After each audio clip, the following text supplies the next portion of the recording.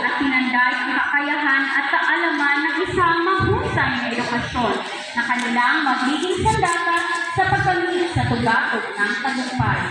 Gayon din naman, sabay-sabay nating isaksihan ang isang panibagong kasaysayan sa buhay ng ating mga mag-aaral na matapang na hinarap at sinuong ang hamon sa akademya.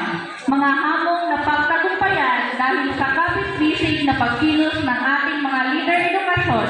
mga guro, mga magulang, mga lingkod bayan at mga miyembro ng ating komunidad na ginawa ang lahat ng mabuting hakbang upang masiguro